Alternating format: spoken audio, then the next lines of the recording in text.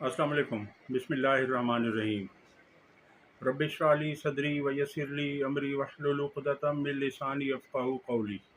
तीन चार अहम ख़बरें आपके सामने रखनी है, मगर सबसे पहले आपके सामने जो ख़बर रखने जा रहे हैं वो ख़बर है कि सीनियर सहाफ़ी मज़हर अब्बास साहब ने रात आसमा शिराज़ी के प्रोग्राम में बात करते हुए कहा कि लंदन से 25-26 लोग पाकिस्तान लाए जाएंगे।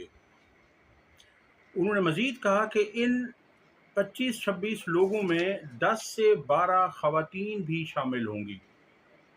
उसके बाद उन्होंने मज़ीद कहा कि ये ख़बर है मेरे पास और ये ख़बर मैं अभी लेकर आ रहा हूँ, और उस ख़बर के मुताबिक जिन लोगों ने काजी फायज़ पर लंदन में नारे लगाए उनके ख़िलाफ़ लंदन पुलिस ने, लंदन हुकूमत ने उन्हें डिपोर्ट कर दिया है और वो अनकरीब पाकिस्तान आने वाले हैं डिपोर्ट होकर। मज़हर अब्बास साहब नहायत काबिल एतमाद सहाफ़ी हैं। वो किसी की लाइन को टो नहीं करते, वो अमूमन न्यूट्रल होते हैं। अमूमन क्या, वो न्यूट्रल सहाफ़ी हैं। अब ये उनके सोर्स ने, मेरा ख़्याल है कि उन्हें गलत ख़बर दे दी और उन्होंने उसको आगे बयान कर दिया। अब जो मैं आपके सामने रखने जा रहा हूँ ख़बर, ये डॉन न्यूज़ की है। उसमें है कि काजी फायज़ ईसा की गाड़ी पर मुबैना हमला केस में ताहाल कोई शिकायत दर्ज नहीं हुई। जब शिकायत ही दर्ज नहीं हुई तो डिपोर्ट होने का सवाल ही पैदा नहीं होता। और दूसरी बात, लंदन के कवानीन के मुताबिक ये कोई जुर्म है ही नहीं कि अगर कोई शख्स नारेबाजी करे, क्योंकि वहाँ जुर्म यह है कि आप फिजिकल ना हों, आप किसी को टच ना करें, किसी को थप्पड़ ना मारें, किसी की गाड़ी के साथ आप कोई नुकसान ना करें। तो इस तरह का कुछ नहीं हुआ। और अगर ज़्यादा से ज़्यादा अगर गाड़ी को इन्होंने टच भी किया है 2-3 लोगों ने, तो वो भी ये केस नहीं बनता। अगर बहुत भी हुआ, बहुत इन्होंने ज़ोर लगा लिया, तो ज़्यादा से ज़्यादा ये होगा कि पुलिस उनको बुलाकर मुतनब्बे कर देगी, उन्हें वार्निंग दे देगी कि आइंदा आप लोगों ने इस तरह से टच नहीं करना गाड़ी को या किसी शख्स को। तो ये बात है। अब यहाँ पर आसमा शिराजी की बाछें खुल गईं, इतना खुशी का इजहार किया कि ये तो बहुत अच्छा हो गया। अब उन तमाम के ख्वाबों पर, उन तमाम की ख्वाहिशात पर पानी फिर गया है। ऐसा कुछ भी नहीं है। मैं आपके सामने खबर रखने जा रहा हूँ डॉन न्यूज़ के मुताबिक, और वो ये है कि काजी फायज़ ईसा की गाड़ी के सामने एहतजाज पर किसी भी किस्म के मुकदमे की तरदीद कर दी डॉन न्यूज़ ने, और कहा है कि अभी तक कोई शिकायत दर्ज नहीं हुई। डॉन न्यूज़ के मुताबिक एक हफ्ते से ज़्यादा गुजरने के बाद भी पीटीआई के मुजाहिरीन ने लंदन के चांसरी लेन में मिडिल टेम्पल में एक तकरीब के बाद पाकिस्तान के साबिक चीफ जस्टिस काजी फायज़ ईसा को परेशान किया, लेकिन पुलिस ने डॉन को बताया कि इस वाक़े के हवाले से उनके पास कोई बाकायदा शिकायत दर्ज नहीं की गई। ऐसा कहना है लंदन पुलिस का। जब लंदन पुलिस से पूछा गया कि आया वो इस वाक़े की तहकीकात कर रहे हैं जिसे वज़ीर दाखिला ने काजी फायज़ की सिफारती गाड़ी पर हमला करार दिया, तो सिटी ऑफ लंदन पुलिस के तर्जुमान ने डॉन को बताया, हमें 29 अक्टूबर की शाम को चांसरी लेन के करीब मिडिल टेम्पर में एक वाक़े के बारे में इल्म है जिसमें मुजाहिरीन ने एक गाड़ी को घेर लिया था। ताहम उन्होंने मज़ीद कहा कि उस वक्त तक सिटी ऑफ लंदन पुलिस के पास कोई बाज़ाब्ता इल्ज़ाम नहीं किया गया।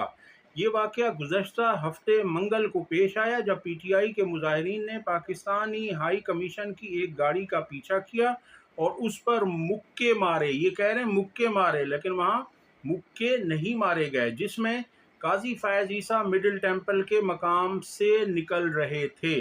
पीटीआई के मुजाहिरीन की जानिब से, चूँकि इसका सीसीटीवी फुटेज मौजूद है, उसको उठाकर देख लिया जाए।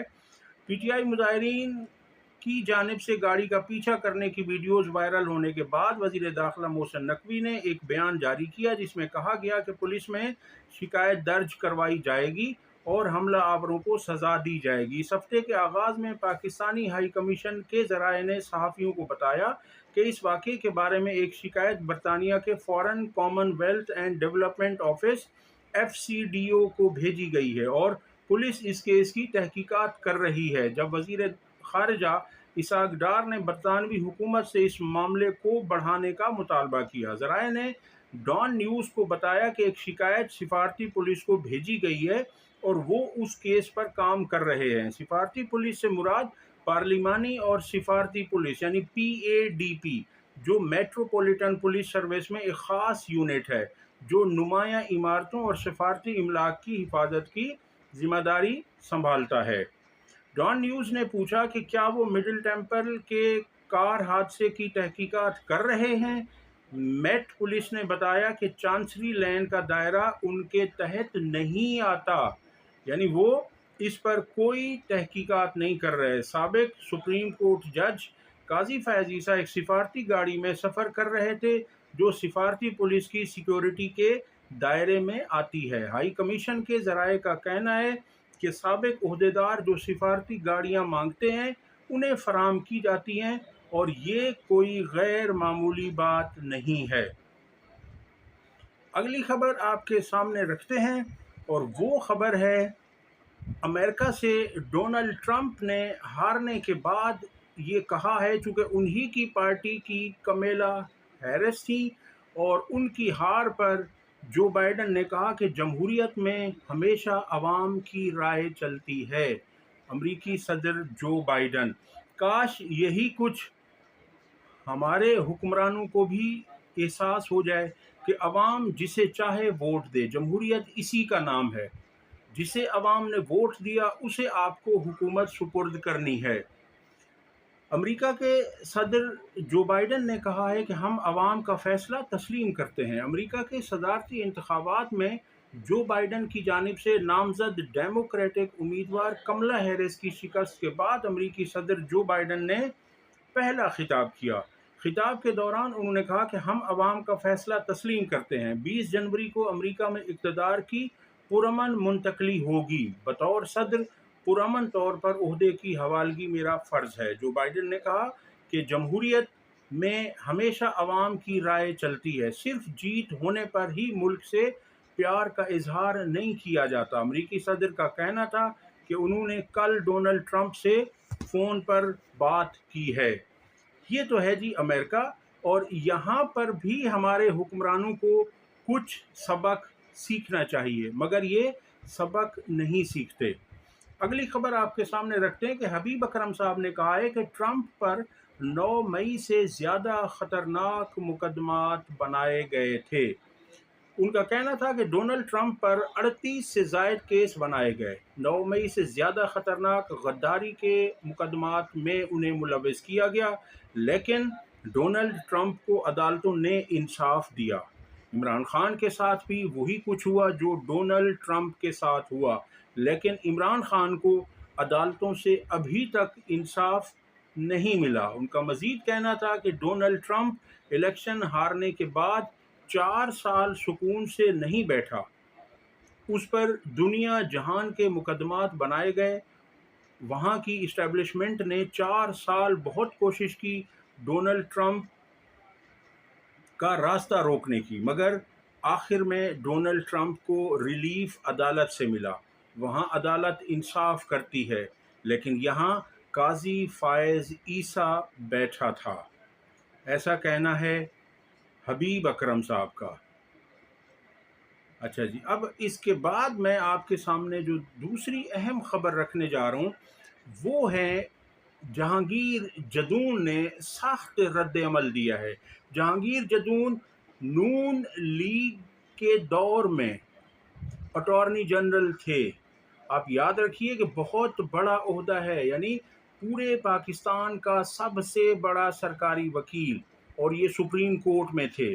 ان کا کیا کہنا ہے؟ آج وہ بھی آئینی ترامیم، آئینی بینچ اور اس سب پر انہوں نے سخت رد عمل کا اظہار کیا ہے۔ انہوں نے کہا کہ جسٹس امین الدین کو آئینی بینچ کا سربراہ بنانے پر جہانگیر جدون کا شدید رد عمل۔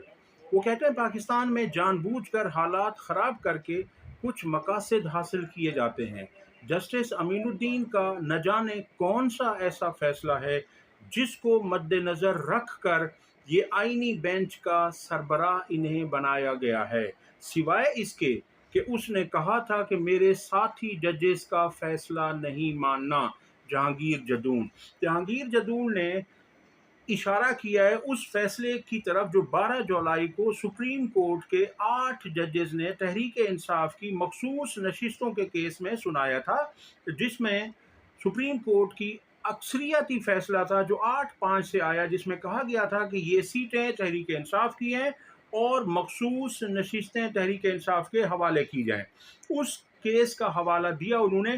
اس میں جسٹس امین الدین نے جو آئینی بینچ کے سربراہ بنائے گئے ہیں، انہوں نے کہا تھا کہ اس فیصلے کو ماننا توہین عدالت نہیں ہے، اور انہوں نے مزید لکھا تھا اپنے فیصلے میں، اختلافی فیصلے میں، کہ کوئی ادارہ اس فیصلے کو ماننے کا پابند نہیں ہے۔ جہانگیر جدون نے کہا کہ سب چیزیں مینیجڈ ہیں، پاکستان میں جان بوجھ کر تصادم پیدا کر کے انٹرسٹ حاصل کیا جاتا ہے، یعنی اپنے مفادات کو حاصل کیا جاتا ہے۔ جسٹس امین الدین کا نہ جانے کون سا ایسا فیصلہ ہے جس کو مد نظر رکھ کر اسے آئینی بینچ کا سربراہ بنایا گیا، ماں سوائے اس کے کہ اس نے وہ فیصلہ دیا تھا جو میں آپ کے سامنے رکھ چکا ہوں، کہ انہوں نے کہا تھا کہ سپریم کورٹ کے فیصلے پر عمل درآمد کوئی نہ کرے۔ حکومت ججز کی تعداد بڑھا کر سپریم کورٹ کو اپنی فیور میں کرنا چاہتی ہے، یہ جہانگیر جدون کہہ رہے ہیں۔ جو لوگ سینسیبل ہیں، جو آئین اور قانون کو سمجھتے ہیں، جو عدالتوں کو سمجھتے ہیں کہ عدالتوں کو آزاد ہونا چاہیے، عدالتوں کو حکومتوں کے تابع نہیں ہونا چاہیے، وہ تمام لوگ ان فیصلوں کے، ان آئینی ترامیم کی سخت ترین مخالفت کر رہے ہیں، مگر جو لوگ عقل سے پیدل ہیں وہ نہیں سمجھتے کہ اس چیز کے کانسیکوینسز کیا ہوں گے، اس کے نقصانات کیا ہوں گے، انہیں اس چیز سے کوئی سروکار نہیں ہے۔ سینئر صحافی ہیں ثاقب بشیر، وہ کہتے ہیں کہ 26ویں آئینی ترامیم کو اختر مینگل، مصطفیٰ نواز کھوکھر، محسن داوڑ اور فہمیدہ مرزا نے سپریم کورٹ میں چیلنج کر دیا ہے۔ آئینی بینچز کے سامنے سب سے پہلے چیلنج یہی ہے کہ جن ترامیم کے وہ بینیفیشری ہیں انہی کو سماعت کے لیے مقرر کرنا، بینچ تشکیل دینا، جبکہ فل کورٹ آئینی بینچ کے بغیر ترامیم پر سماعت کیے بغیر آگے نہیں بڑھ سکتا۔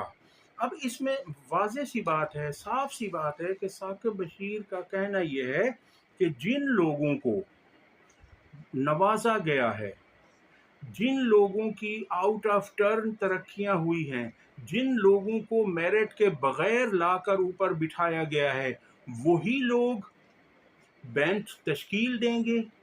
میرا اشارہ جسٹس امین الدین اور جسٹس یحییٰ آفریدی کی طرف ہے۔ دیکھیے، یحییٰ آفریدی صاحب کا نمبر نہیں بنتا تھا، وہ سینیورٹی میں تیسرے نمبر پر تھے۔ ان سے پہلے جسٹس منصور علی شاہ اور جسٹس منیب اختر تھے، ان دونوں کو سپرسیڈ کر کے جسٹس یحییٰ کو چیف جسٹس بنایا گیا۔ تو ان کو کیا ہوا کہ ان کے اپنے مفادات ہیں۔ اب دوسری طرف اگر آپ جسٹس امین الدین کو دیکھیں تو امین الدین آتے تھے چوتھے نمبر پر سینیورٹی میں، انہیں آئینی بینچ کا سربراہ بنایا گیا، اور اس کے بعد انہیں 2 پریکٹس اینڈ پروسیجر کمیٹیوں میں بھی شامل کیا گیا۔ ایک کے تو وہ خود سربراہ ہیں، جو آئینی بینچز کی تشکیل دینے والی پریکٹس اینڈ پروسیجر کمیٹی ہے، اس کے سربراہ جسٹس امین الدین ہیں۔ اب ان کا بھی کانفلکٹ آف انٹرسٹ ہے کہ انہوں نے بھی فائدہ حاصل کیا ہے۔